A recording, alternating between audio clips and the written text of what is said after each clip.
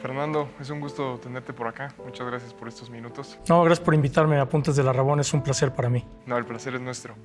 Me gustaría empezar preguntándote qué piensa un niño de 11 años de edad que aparece los sábados en la televisión nacional en el programa El Gran Premio de los 64,000 pesos. ¿Cómo fue ese momento para ti? Fue algo inesperado, realmente. Nunca pensé concursar ahí. De hecho, acompañé a una hermana a que ella se inscribiera, era mayor que yo. Iba yo ahí de metiche y pregunté si un niño de 11 años podía participar. Me dijeron que sí. Me inscribí en el tema de fútbol mexicano de Primera División 69 al 71, la Copa del Mundo del 70, y a las 2 semanas me llamaron, y a ella la llamaron 5 años después. Lo tomé como un juego, no veía yo la realidad de dónde estaba.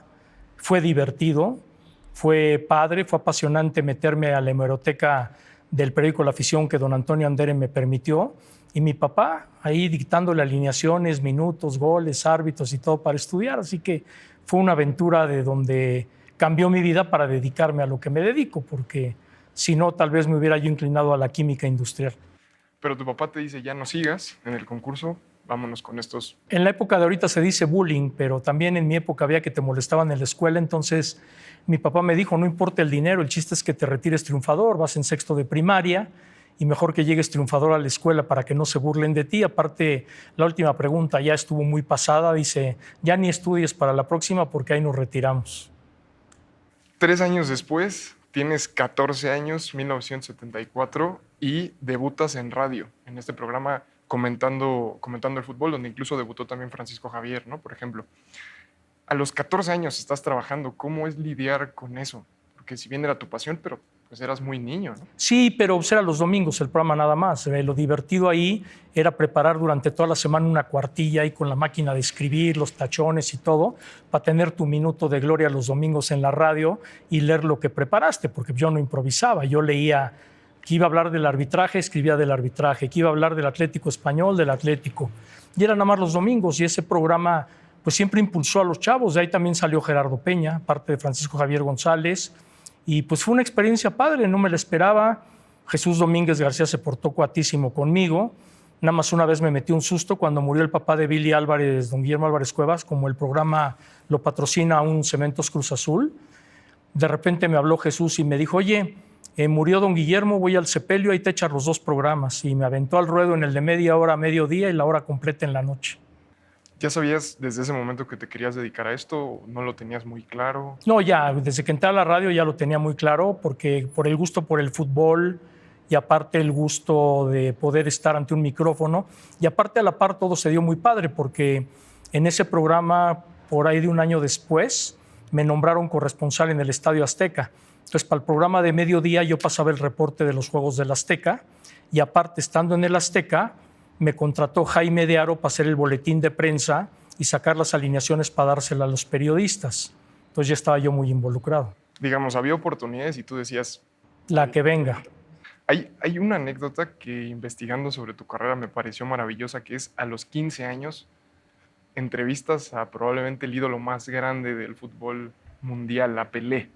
¿Cómo se da eso? ¿Cómo llegas a los 15 años a entrevistar a Pelé al Hotel Camino Real? Porque soy muy terco y cuando digo que voy a hacer algo, lo hago porque lo hago. Y su representante, Julio Macei, me dijo que no había tiempo, me la negó y todo. Y yo le dije a mi papá, llévame al Camino Real porque yo voy a entrevistar a Pelé. Tenía 15 años. Y tuve la suerte que en aquel entonces no tenías la desventaja de marcar directo un cuarto, porque ahora no te dan los números de cuarto. Marqué y me contestó el propio Pelé, la verdad él fue el que me contestó, y le dije, oiga, soy fulano de tal, lo quisiera entrevistar, y me dijo, bueno, dame 15 minutos y sube a mi habitación. Subí y estaba, me acuerdo como si fuera ayer, estaba Carlos Reynoso, estaba Néstor Verderi, estaba Alcindo da Fleitas, bueno, todo el mundo ahí en la ciudad de Pelé. Y Pelé les dijo, ¿se pueden callar un segundo porque tengo una visita muy importante? Y cuando empiezo la entrevista, grabadora grande, con micrófono de cable y todo, no corrió el cassette, se quedó ahí atorado. Y dije, chin. Y el propio Pelé abrió la grabadora, le movió 2 cables, la arregló, pum, empezamos la entrevista y me dice, oye, ¿me repites la primera pregunta porque estoy muy nervioso? Y de ahí nació una amistad con Pelé, porque desde ahí él se acordó y años después trabajé con él, entonces a la fecha somos amigos.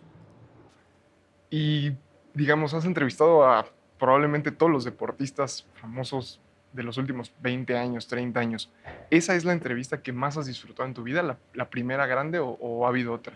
Lo que pasa es que yo creo que no puedes vivir del recuerdo y disfrutas la que estés haciendo en el momento, así sea con el personaje más humilde. A final de cuentas, de cada uno vas aprendiendo y vas viendo. Claro, la de Pelé le tengo un aprecio muy especial por haberla conseguido a esa edad, o haber entrevistado a Nelson Mandela, por ejemplo, que nunca te lo imaginas, o haber saludado al Papa Juan Pablo II y platicar con él 3 minutos. O sea, cada una tiene su momento y su lugar. La que tienes con Muhammad Ali, que lo llevas a... Sí, Mohamed Ali, me pegué con él todo el día para que fuera al estudio de 24 horas. Recién acaban de subir el video completo de la entrevista en Facebook y es fenomenal la forma como él y Jacobo se agarraron ahí del chongo. Estuvo divertidísima. Aparte que Ali, antes de que le diera su enfermedad, ¿no? Un tipazo simpático, bromista, de ese clásico muchacho travieso de la escuela. Y con él me topé todavía 4 o 5 ocasiones más, así que hubo muy buenos recuerdos con él. Me tocó con él estar en una cena en Naciones Unidas en los 20 años del Consejo Mundial de Boxeo, con él, con Joe Frazier, con Farrah Fawcett, con Ryan O'Neal en la misma mesa. ¿No te pones nervioso? ¿No te ponías nervioso? ¿Cómo es Se me preparar quita. estas entrevistas? No, llegando se me quita. Siempre me sigue dando nervios. O sea, Jacobo Zabludovsky me enseñó que quien no le sudan las manos antes de ir a hacer una entrevista, el que no está nervioso, no sirve para esto. Y claro, siempre tú planeas, tienes la expectativa de que va a ser el personaje y de repente llegas y te la cancelan, o de repente llegas y te hacen esperar 15 horas, como un día me tocó con Ronaldo Nazario da Lima. Lo tuve que esperar 15 horas para una entrevista exclusiva. Así es. ¿Te falta Messi? ¿Te falta Cristiano? A Messi y a Cristiano los he entrevistado, pero en zona mixta. Persona. En persona, los he hecho en zona mixta. Y a Messi, cuando yo vivía en Estados Unidos, llevaba yo buena amistad con el entonces aquel jefe de prensa de Barcelona. Y un día para mi programa de radio me lo puso por teléfono 20 minutos desde el vestidor, que fue una entrevista más que de fútbol. Hablamos de su problema de desarrollo hormonal y cómo Barcelona lo había sacado adelante. Entonces fue una entrevista muy padre. ¿Quién te falta? ¿Quién te falta entrevistar? Pues siempre hay un personaje nuevo. Ahora me gustaría ser Mbappé, por ejemplo. Neymar lo he hecho en zona mixta, pero siempre surge alguien nuevo. Siempre dices, voy tras este, o los mismos olímpicos te sorprende de repente con nuevas figuras que salen y pues los quieres entrevistar. Regresa un poco a tu carrera. A los 17 años llegas a Televisa gracias a un primo, ¿no? Ya apareces en televisión a los 17 años, te vuelves, digamos, suplente de Jorge Berry en 24 horas, este programa famosísimo, porque él había ido a la Copa del Mundo en Argentina 78. ¿Cómo fue a los 17 años entrar a Televisión Nacional? Eso... También como un juego, la verdad. Yo siempre lo tomé todo como un juego porque me apasioné y me gustaba. El problema es que no tuve adolescencia, esa es la realidad. Empecé a trabajar muy chavo y luego, por ejemplo, mientras todo el mundo estaba en la discoteca los sábados, yo tenía noticiero acabando el boxeo el sábado, 24 horas de los sábados con Virginia Lemet, que fue el primero que hice. Y pues ya tomas una responsabilidad y ya cuando te embarcas en esta responsabilidad, tú tomas una decisión acabando la prepa. O me voy de viaje un año con mis amigos de desmadre antes de entrar a la universidad, o mejor me posesiono aquí y no me voy a ningún lado, porque si yo me hubiera ido, pierdo lo que ya había avanzado y decidí ya seguirme.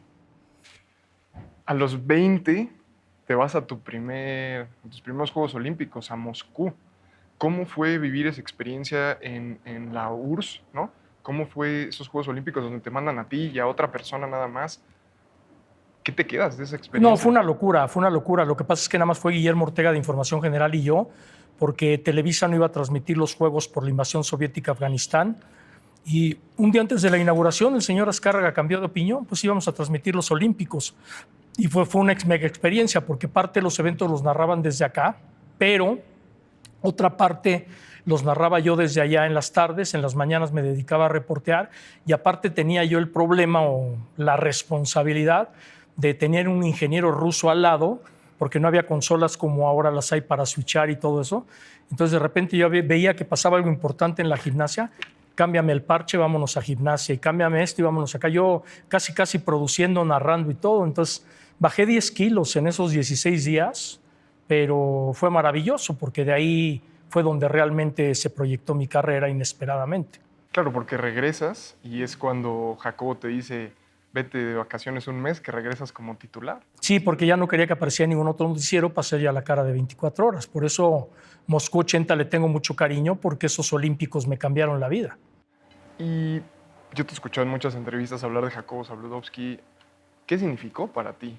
No solo es tal vez tu maestro, sino tu compañero de vida, ¿no? Sí, bueno, trabajar con él difícil, súper estricto, muy detallista en todo, no se le iba una. Me acuerdo que cuando Lupe Pintor noqueó a Johnny Owen estaba por morir, y me dijo, nada más donde no demos la muerte de Owen y sea en el noticiero voy sobre de ti. Y de repente en la madrugada muere Owen, hasta conseguí el acta de defunción para que viera qué hora había fallecido, para que no me dijera que se me había ido la noticia, porque así era él de meticuloso y también tenía la enseñanza máxima de este negocio, no des una noticia que no tengas confirmada. Pero ahora lo cuentas como algo positivo, pero en ese momento incluso por momentos un día te hace llorar, ¿no? Cuando te rechaza un guión. Ah, no, Sí, sí, terrible, 6, 7 veces me lo rechazó y me dijo, ya estás en Grandes Ligas, quieres estar en Grandes Ligas, compórtate como tal, si no te regreso al kindergarten. La escuela de exigencia de competitividad que hoy tienes, que has desarrollado, ¿viene de él? Sí, claro, sí, porque él siempre quería ser el primero en todo. Él quería la entrevista para él. De hecho, yo choqué mucho con él cuando yo salí de 24 horas porque, haz de cuenta, vino a México Mike Tyson y quería que Murrieta lo llevara 24 horas y yo me le anticipé y lo llevé a muchas noticias con Lolita, por ejemplo. Y de esas le gané, pero una gran cantidad y no le gustaba mucho, pero un día le dije, pues usted me enseñó, solo aguántese. Hay un día que él te dice que llega Maradona a jugar un partido con el América, me parece, y te dice, o me lo traes O no regreses. o te corro. No, no me corre, mijo. Si ve al aeropuerto por Maradona y si no regresas con él, mejor no regreses. Así fue la instrucción y fue una buena aventura. Fue el 28 de enero de 82, porque el día 29 jugaba América contra Boca Juniors en el Azteca. Y pues me fui al aeropuerto y me acompañó Jorge Berlanga, el que en aquel entonces era promotor. Era amigo mío y dice, yo te acompaño al aeropuerto. Y fui una pesadilla, Alberto Domingo, el presidente de Boca Juniors, muy payaso, muy pesado. Venía de técnico Vladislao Cap, que trabajó aquí en el Jalisco, ya murió un argentino polaco, y le dije, Vladislao, ayúdame a acercarme a Maradona porque tengo que hablar con él sí o sí. Y me acerqué con Diego y le dije, oye, te quiero llevar al estudio. No, no puedo porque nos vamos a ir a cenar a mi viejo. Y ahí se me ocurrió decirle, le digo, ¿cuántos años tienes? Me dice, no, yo 22. Ah, yo también. Digo, si así como tú quieres triunfar en la cancha, yo quiero triunfar en lo mío y si no vienes conmigo me van a correr. Y se sensibilizó y me dijo, bueno, voy contigo y de ahí me llevas a mi viejo, va. Y nos fuimos en un Mustang rojo de Berlanga, me acuerdo. Íbamos en el coche y me dijo Diego, oye, me debes una, la que quieras. Preséntame a Mariana. Tú dime cuál Mariana y yo te la presento. Aquí en México hay muchas Marianas. Y duro y dale con Mariana hasta que finalmente me dijo, no, la de los ricos también lloran. Verónica Castro. Y conseguí que Verónica, sin permiso del señor Azcárraga, fuera al día siguiente a la Azteca a dar la patada inicial para que Maradona la conociera. ¿Hasta la fecha llevas una buena relación con Maradona o ya? No, sí, bueno, bien, todavía cuando estuvo en Dorados él se acuerda perfectamente de mí porque lo entrevisté ahí. Después en el Mundial de Italia 90, ellos llegaban a tomarse la foto de acreditación al Centro de Radio y Televisión y ahí lo saludé y lo vi y me dijo, ¿quieres una entrevista? Sí, pues vente a la concentración. Ah, pues órale. Llegué a la concentración y en el entrenamiento se la pasó fastidiándome, me aventaba las calcetas y me andaba ahí jodiendo. Y terminado el entrenamiento, me invitó a entrar a la concentración en Trigoria, donde la Casa de la Roma, y ahí me dio otra entrevista. Sí, lo entrevisté varias veces. Todavía lo vi también el día que México jugó contra Boca antes del Mundial de Francia. Lo subí a saludar a su palco cuando ya andaba medio mal. Y así, varias veces me lo topé en varios lados. Estuviste cubriendo la selección mexicana muchísimos años. Incluso en algunas entrevistas tú afirmas que eres el creador de esta figura del reportero que vive con la selección mexicana y que luego Televisa la adapta. ¿Cómo es vivir con la selección mexicana? Porque te fuiste con ellos al Mundial del 94, te fuiste con ellos a Francia 98. ¿Cómo es esa experiencia? Difícil por verse las caras diario.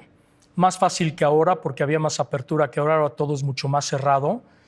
Y la de 94, pues viví el proceso no desde Menotti, lo viví cuando entró Mejía Barón y me tocó la Copa América del 93, cuando México debuta en Copa América. Y como pensaban que nunca iba a avanzar, pues los únicos que estábamos con la selección por todo Ecuador era Nacho Matus del Esto y yo. Y por todos lados anduvimos con ellos. Ya cuando llegaron a la final, se apareció media prensa de México y en el entrenamiento previo a la final, Mejía Barón dijo: al entrenamiento solo entran Schwartz y Matus, que estuvieron con nosotros todo el tiempo. Esa fue una buena.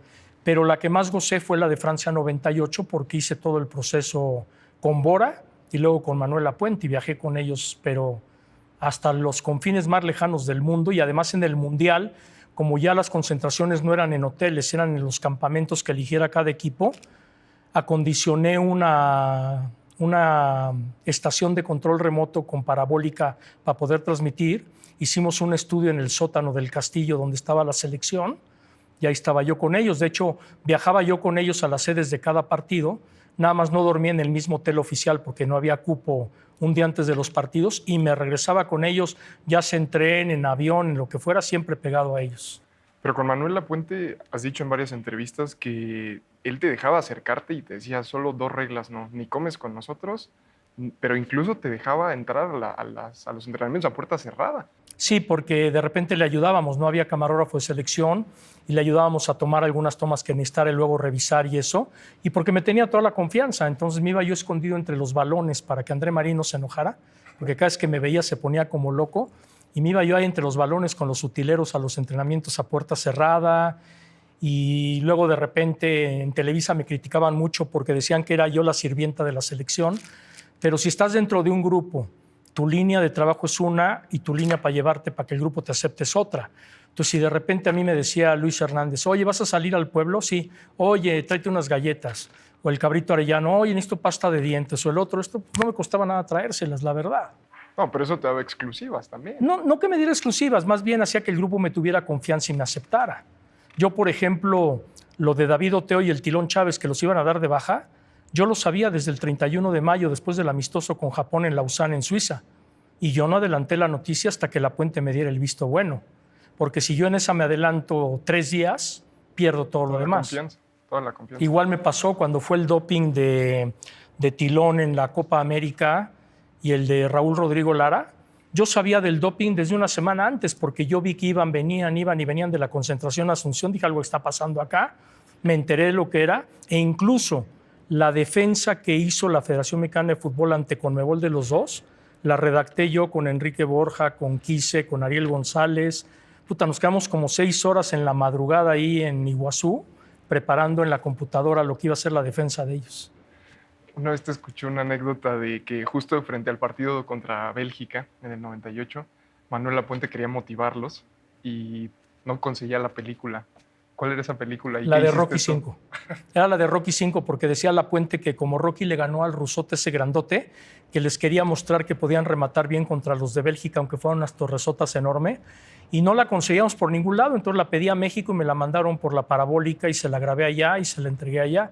Lo que pasa es que Manolo, antes de irnos al Mundial, fue a la colonia Roma, una productora, y compró unas películas motivacionales. Había una de un cuate que vivía dentro de un frigorífico a menos 40 grados centígrados y logró sobrevivir un mes. Historias así muy, muy buenas. Entonces a él le gustaba mucho películas motivacionales porque fue una concentración larga. Nos echamos 30 días por Europa y luego 30 días en Francia. Fueron 60 días. Y si el equipo hubieran avanzado, hubieran sido 75 días. Tú que has estado ahí dentro con el equipo, ¿por qué no logramos ese quinto partido? ¿Por qué no trascendemos en la selección mexicana varonil? Yo creo que son detallitos. Por ejemplo, el día de México-Alemania, el que falló Luis Hernández, que era el 2-0. Lara cuando se equivoca en el cabezazo de Bierhoff. Ahí te cambia la historia de los partidos. El de México contra Bulgaria, simplemente yo creo que Hugo Sánchez debió haber aceptado entrar a donde lo fueran a poner, porque la idea de Mejía Barón era que presionara al árbitro como Stoichkov lo presionaba de parte de Bulgaria, que es algo válido también en un mundial. Entonces, aparte, por ejemplo, en 94, lo que sí afectó muy fuerte, fue de que hubo 7 días de descanso entre el juego contra Italia y el juego contra Bulgaria. Y aparte, el hotel donde asignó la FIFA México era un hotel deprimente, terrorífico, porque era un hotel muy oscuro, tipo inglés de esos viejos. Y aparte 3 veces nos sonó la alarma de incendios en esa semana y no había ya buen ambiente en el sentido de que fueron muchos días sin jugar. Y luego en Japón-Corea estaban muy cómodos en Fukui porque estaban como en el centro de alto rendimiento, con chef mexicano, cocina de ellos, todo el rollo. Y cuando nos cambiamos a Corea y vieron que era Estados Unidos, dos factores. El hotel de Corea, que no era así una garantía, y aparte dijeron, cuando Estados Unidos facilita y adiós. Pero detallitos, así dirías, detallitos para pasar el quinto partido. Detallitos, porque si hay capacidad para hacerlo, lo que pasa, no te imaginas de repente que Maxi Rodríguez te mete un gol como el que te metió. No te lo imaginas jamás. Sí. Entonces son circunstancias, pero yo creo que ya se está cerca. Y yo siempre he criticado que por qué dicen quinto partido. Si vas a un mundial hay que llegar a los 7. ¿Por qué ponerse la meta del quinto? Ponte una meta más alta. Que a mí me tocó el único quinto partido de México en un mundial, que fue en 86 México-Alemania. Ese fue quinto partido. Sí. Bueno, no había octavos, ¿no? Pero fue quinto partido. Estás realmente, tu carrera despega en Televisa, ¿no? Estás ahí 23 años, si no me equivoco. ¿Por qué sales? ¿Por qué irte de Televisa? Porque yo pensé que no iba yo a crecer más. Yo veía a Sonia Alarcón que me lo empezaban a arrumbar un poquito ya por edad. Y dije, yo no me quiero ver en esas. Yo quiero seguir mi carrera bien todo el tiempo. Y aparte, yo sentí que ya 23 años en un mismo lugar era demasiado. Había inseguridad en México, no como ahora. A la que fue mi esposa la trajeron secuestrada 6 horas en su coche para quitarle el auto. A mí me asaltaron 2 veces. Entonces, cuando vino la oportunidad de Estados Unidos, dije, bueno, pues vamos a experimentar algo nuevo. Y así me aventé a la aventura, un mercado muy complicado porque casi tienes que empezar desde abajo.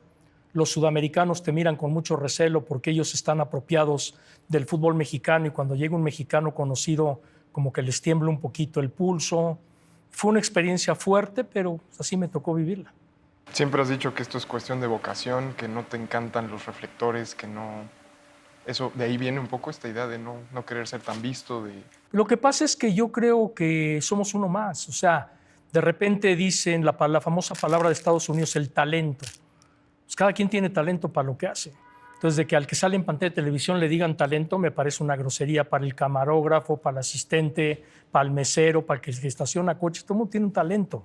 Entonces, por eso yo digo que me manejo a nivel muy bajo porque yo no me considero, por salir en la tele, que soy diferente a los demás. Soy uno más de este planeta y ya. A las nuevas generaciones, entonces, les hace falta Hay que un poquito aterrizar. de humildad, un poquito de calle. Lo que pasa es que sí, hay que aterrizar porque de repente, haz de cuenta, un día le dicen a uno que andaba de reportero, oye, vas a conducir el noticiero en la noche. ¿Conducen el noticiero? Oye, mañana tienes que ir a la América a hacer eso. No, yo ya soy conductor, yo ya no soy reportero. Y en este negocio el que no se ensucia los zapatos no sirve para esto, porque hay que estar frente al entrevistado, hay que estar en los entrenamientos, hay que buscar. Y a final de cuentas te hace más completo. Y ahora que el mundo es plurifuncional, pues yo agradezco la escuela que traigo, porque yo podía dirigir cámaras, sé switchar, sé manejar un poco la cámara, porque en el Mundial de Estados Unidos 94 estuve de camarógrafo detrás de una portería para poderme meter luego a hacer las entrevistas acabando. Entonces la cámara de repetición de Televisa la manejé yo detrás de la portería. Aprendí a hacer de todo, entonces a final de cuentas te hace más completo, porque en una emergencia puedes comentar, puedes narrar, puedes ir de reportero de cancha, puedes ir a entrevistar, entonces eso es muy bueno. En este cambio generacional que está viendo, donde surgen nuevos talentos, entre comillas, en la televisión, en el periodismo deportivo, ¿la industria está maltratando a las personas que fueron clave para hacerla crecer? Yo creo que hay una falta de respeto, sí creo que la hay. Porque ahora la generación con redes sociales y todo lo que ha surgido, pues se volvió muy incoherente y muy agresiva, pero a mí no me preocupa eso. Realmente yo traigo ahora sí que muy metido dentro de mí el síndrome competitivo y mientras yo pueda competir contra mí mismo para poder conseguir las entrevistas o lo que me propongo, pues yo perfecto y no miro hacia los costados, la verdad. Te vas a Estados Unidos, estás allá un rato en Univisión y después vienes a ESPN, estás, si no me equivoco, 5 años en ESPN.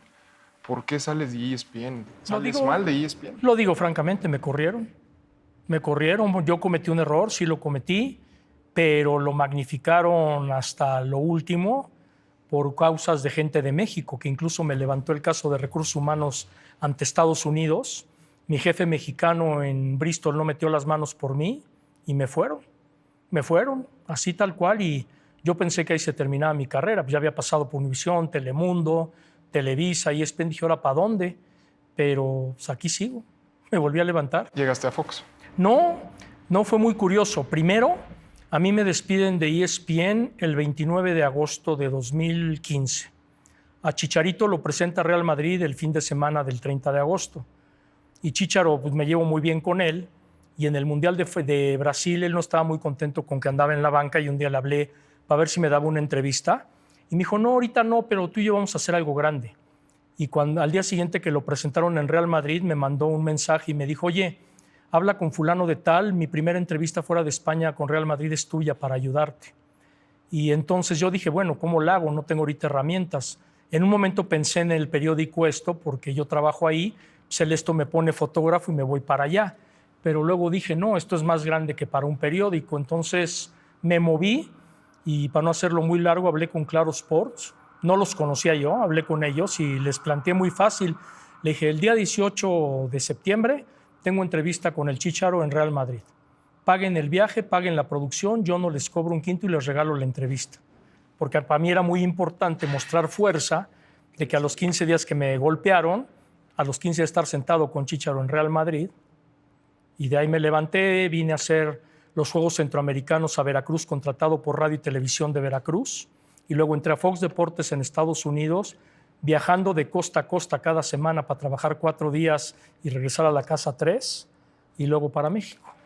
Ahorita tienes el Minuto Crítico en Fox, pero no tienes un programa. No, el programa que hice fue Agenda, yo lo fundé, duré ahí en Agenda 2 años y medio, después decidieron cambiarle el formato y pues yo ya me quedé sin programa y me dediqué a las coberturas y a las entrevistas. Y ahora con la compra Disney-Fox, ¿tienes miedo de que pudiera haber un recorte? Seguramente lo habrá, eso no creo que no lo haya, pero yo creo que quien está seguro de la chamba que hace, la chamba es la que habla. Me impacta mucho. Es tu amigo Pelé, Maradona, Chicharito, Sulaimán, Vázquez Raña, Guillermo Cañedo. Muchos amigos en la industria, pocos en la vida.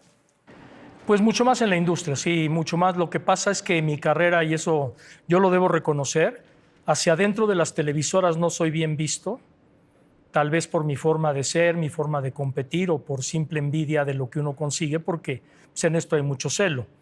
Y aparte yo soy muy reservado con la gente con la que no me llevo, pues hola y adiós y ya. Y tal vez eso no cae bien, de que no te reúnas, de que no salgas, de que no vayas y eso, pero... Y fuera afortunadamente con todos los deportistas, es muy raro que yo tenga un pleito con un deportista por un comentario o por una entrevista o algo. He tenido algunos choques, pero hablando se entiende la gente y los vuelvo a arreglar y súper tranquilo.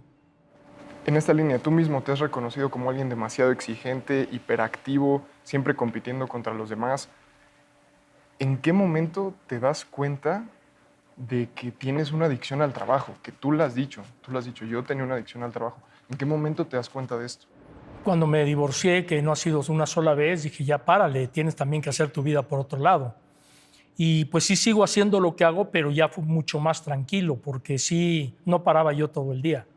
De ahorita no, ahorita pianito ahí voy y sigo manteniéndome vigente, pero ya me doy un poco más de tiempo para mí. ¿Cómo era uno de esos días? Una locura. Por ejemplo, cuando estaba yo con Jacobo, hacía yo 24 horas de la tarde con Ricardo Rocha y Cortés Camarillo, de 2 a 3 de la tarde. Luego hacía yo 24 horas para Estados Unidos de 8:30 a 10 y 24 horas para México de 10:30 a 12, de lunes a viernes. Súmale fines de semana, partidos en el Azteca, partidos en CU, partidos en Morelia, partidos en Toluca, regrésate corriendo el partido para hacer acción y luego reacción, y así. Así eran las semanitas. ¿Te arrepientes de algo? No, yo creo que a final de cuentas me ha dado muchas satisfacciones lo que he hecho, me ha dado reconocimiento que no es lo que busco realmente, pero sí estoy orgulloso de que soy de los pocos que nos hemos podido mantener vigentes tantos años, porque muchos ven truncada su carrera ya a mi edad y nosotros ahí seguimos. Es lo que platicaba el otro día con Toño de Valdés. Somos de la misma edad y somos afortunados que pues, seguimos todavía cabalgando y con buena salud sobre todo. En la pandemia, yo te leí, has hecho más de 80 entrevistas. ¿Cómo alguien que está tan acostumbrado a viajar, está tan acostumbrado a moverse, de pronto se ve confinado en su casa, en un escritorio, a hacer programas por vía Zoom? ¿Cómo te ha impactado esto en tu trabajo? Pues no me ha impactado tanto porque al fin y al cabo sigue sacando el trabajo a vía remota. Me encontré con personajes que hace años no veía, Roberto Saporiti, que aparte es una entrevista magnífica porque Saporiti es la única persona que vive dentro del mundo del fútbol que tiene 81 años. Él vio jugar a Di Stéfano, a Pelé, a Cruyff, a Cristiano, a Maradona y a Messi. Entonces el único que te los puede comparar y desmenuzar perfecto es Saporiti. Para eso lo busqué y hablé con él y me divertí mucho. Javier Ascargorta, que hacía años no lo veía. Lothar Matthäus, tuve una entrevista con él padrísima. Entonces, en esa parte ha sido divertido y ha suplido un poquito la ausencia de estarse moviendo.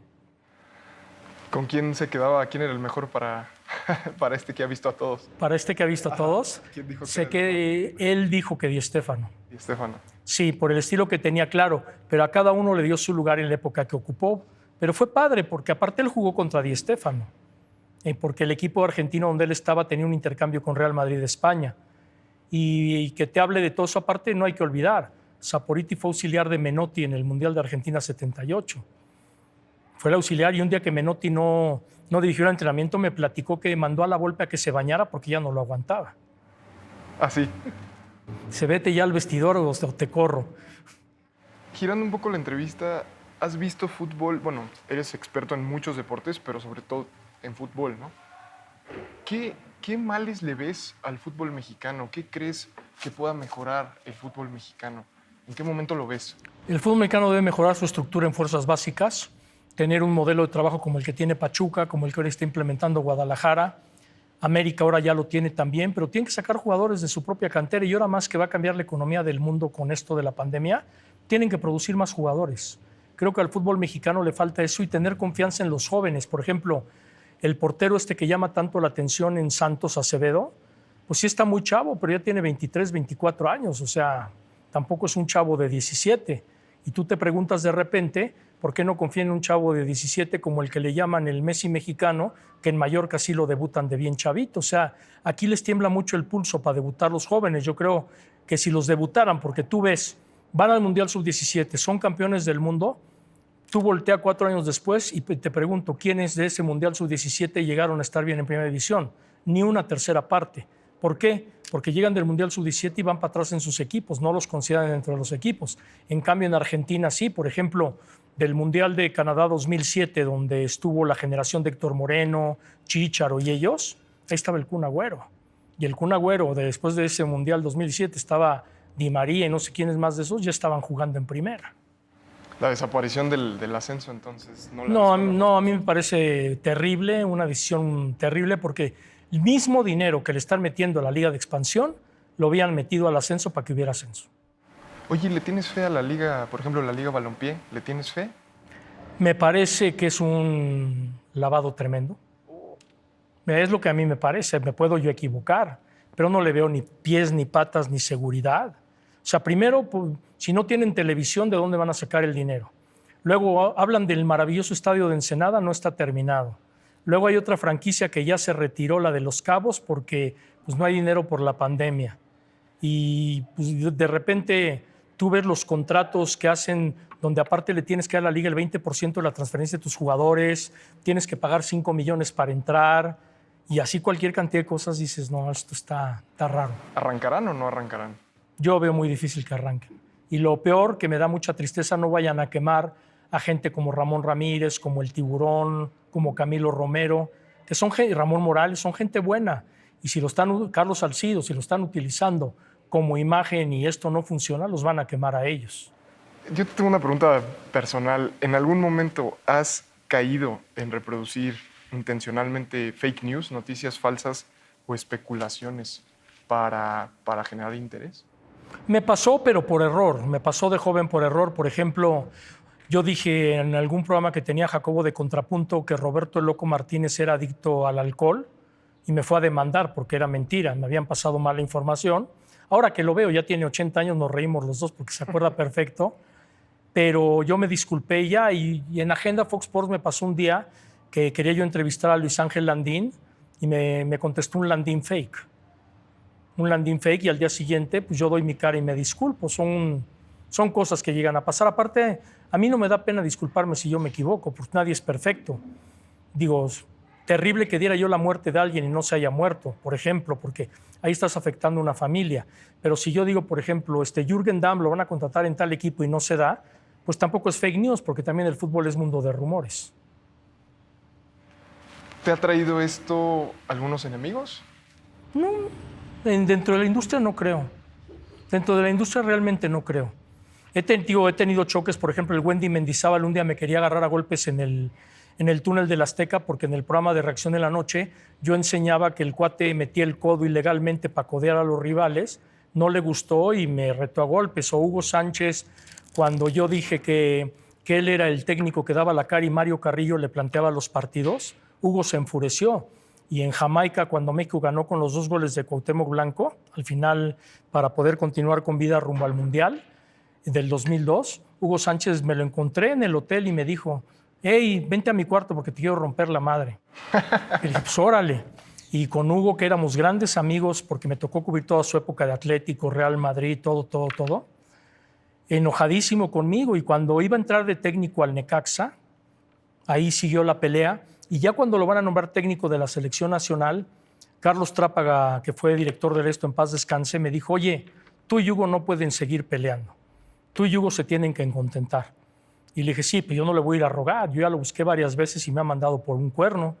Y me dijo Trápaga, yo voy a hacer el contacto. Va. Y entonces Hugo, que me llevo súper bien con él, le tengo mucha estima, pero tiene sus detalles como cualquier persona, me contesta el teléfono y me dice, hey, chaval, ¿cómo estás? No me apetece hablar contigo, pero sé que tengo que hablar. Y entonces yo lo bajé y le dije, pues a mí tampoco me apetece hablar contigo, ¿colgamos o nos seguimos? Ya discutimos 1 hora y limamos todas las perezas. Yo decía que Hugo era el show nada más de aventar el saco y de gritar, y que quien realmente dirigía Pumas era Mario Carrillo. Tengo una frase tuya que me parece durísima, que es, la televisión es un mar de lobos, uno se tiene que defender. Sí, todo el mundo quiere aparecer en la pantallita de cristal porque el ego gana, esa es la realidad. Y sí es una industria bastante complicada. Yo creo que las demás han de ser igual, pero aquí la diferencia lo hace la pantalla, la popularidad, la fama. Y pues sí, lógicamente hay que estarse muy con pies de plomo, porque sí, yo siempre decía con aquella frase que había de Pedro Domé que decía, mano amiga, tradición que obliga. Yo siempre decía de esa frase, mano amiga, puñal que te clavan sin tradición. ¿Y te han clavado? Sí, muchísimo, sí, pero no hay rencores, ya lo que pasó, pasó. ¿Tú has clavado puñales?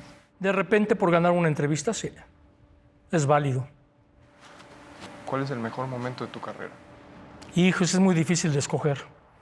Es muy difícil, sería yo muy injusto, porque me han tocado cosas realmente espectaculares. Me tocó narrar las medallas de oro de Ernesto Canto y Raúl González entrando al estadio en la marcha, que fue algo súper emotivo, narrar una medalla de oro para tu país, dices, wow. En fútbol me tocó el polémico partido América-Morelia, donde yo fui el que di el reglamento al aire y por eso regresaron a tirar los penaltis, porque el gol de visitante no contaba como doble en tiempo extra. Y entonces cuando yo veo que acaba el partido, el árbitro era Miguel Ángel Salas, yo dije, no, el árbitro está equivocado porque el reglamento dice esto, esto y esto y esto y esto. Y entonces le avisaron a Tena en la cancha, Tena fue al vestidor del árbitro, Jorge Viera, se armó todo el relajo y por eso 40 minutos después Morelia regresó a tirar los penaltis. Fue cuando ya se habían ido al camión, ya se habían ido a guardar. Sí, porque la Tota Carvajal muy vivo dijo, de aquí soy. Y luego la Tota todavía cuando me ve se ríe, me dice, ay, ¿cómo me chingaste en ese partido? Era el reglamento, no fue por proteger a la América, era el reglamento. Te la volteo. ¿Cuál es el peor momento de tu carrera? Peor momento de mi carrera, híjole. Yo creo que cuando me despidieron de ESPN, porque pues, a nadie le gusta irse despedido. Cuando salí de Telemundo y tuve 15 días para poner mis papeles en regla para poderme quedar legalmente en Estados Unidos, porque no podía yo usar la visa de Telemundo. Fueron días difíciles y recientemente, pues no haber ido al Mundial de Rusia 2018, porque cuando yo empecé mi carrera yo me prometí hacer 10 mundiales y Rusia era el 10º y no fui. No, ya será Qatar. Primero Dios, en Qatar, gracias a Dios, llevo buenas relaciones. Ya he estado ahí 3 veces y llevo muy buena relación con el secretario del comité organizador. has estado, me parece, en más de 70 países, ¿no? 70 países. Más o menos. Te ha dado esta carrera. ¿Qué le diría el Fernando Schwartz de hoy, con todo el camino recorrido, al Fernando Schwartz que decidió llenar ese formulario para concursar en el programa El Gran Premio de los 64,000 pesos? Si tuvieras de frente a tu yo de niño, ¿qué le dirías? Pues que hay que perseguir los sueños y que las circunstancias y la suerte de la vida te van marcando el destino, porque lo mío fue de suerte, esa es la verdad. Yo sé que la figura más importante de tu vida fue tu papá. Si hoy lo tuvieras enfrente, ¿qué te gustaría decirle? Pues agradecerle todo lo que hizo por mí, porque me ayudó desde que tenía 11 años con lo del Gran Premio. Cuando empecé a hacer cancha en Toluca a los 17, él me llevaba a Toluca, me llevaba a la Azteca, me acompañaba a todos lados, al programa de radio, a todos lados andaba conmigo para arriba y para abajo. Y luego tuve la mala fortuna que en el Mundial de España 82, yo lo invité a él para que fuera a partir de la segunda fase del Mundial, porque aparte había unos familiares allá con quien se podía quedar en España, pero resulta que como se habían peleado aquí en México Sonia Alarcón y Ochoa, acabando la primera ronda del Mundial me pidieron que me regresara a hacer el resumen nocturno a México, entonces yo me vine para acá y él se quedó solo allá. ¿Lo echas de menos? Pues sí, hubiera sido una padre experiencia, ¿no? Pero así pasó. Para cerrar, ¿cómo podrías describir una rabona en el periodismo deportivo? ¿Qué es una rabona en el periodismo deportivo? Una rabona en el periodismo deportivo es tener la entrevista que nadie tuvo, porque si la rabona es un lujo, un entrevistado en exclusivo 1 a 1 es un lujo. Y a mí me pasó recientemente, el día que nombraron presidente de Chivas a Mauri Vergara, al único que le dio entrevista ese día fue a mí. Me llevé a todas las televisoras y a todos los medios por delante, y esa pues, fue una gran rabona, porque fue un gran adorno. Y hasta la fecha los sigues tirando rabonas. De repente, ahora es más difícil cada día, pero pues, ahí lo intentamos. ¿Cómo te ves en 5, 10 años? ¿Te ves todavía en esto? ¿Te gustaría retirarte? No, a mí me gustaría morirme en esto, evidentemente. Yo, mientras me sienta fuerte y tenga ganas, todo, yo quiero seguir en esto, no sé hacer otra cosa, es la verdad. Ya son 46 años de carrera el 28 de agosto y pues quiero seguir hasta donde se pueda. La verdad me encanta lo que hago y no me canso, saco fuerzas. El año pasado en los Panamericanos de Lima, a pesar de la edad que decían, puta, este se va a cansar, el chavo que fue conmigo no me aguantó el paso. Tenemos una dinámica para cerrar que es que nos hagas tu 11 ideal de periodistas deportivos. No, ese sí no le entro. Sería muy injusto. No, es que es muy difícil. Puedes poner banca, puedes poner gradas, puedes poner... Esa sí que está muy complicada. ¿De ayer y de hoy de todos lados? De como tú quieras. ¿Sí? Sí. ¿Quién jugaría en tu portería? Fernando Marcos, que aparte se ocupó todas las posiciones en el fútbol, sería un buen portero porque aparte manejaba muy bien el lenguaje de las 4 palabras. De central, González Escopeta, que estaba en la radio, ese le iba al Atlante y aparte como tenía una mega estatura, sería un gran defensa central. Fernando Luengas, que era otro gran narrador y que tenía también demasiada buena estatura. El Che Ventura, que ese se sabía colar bien por las bandas para también conseguir las entrevistas. De delantero, pues lógicamente es Ángel Fernández, que creo que es el más grande narrador que ha habido en la historia.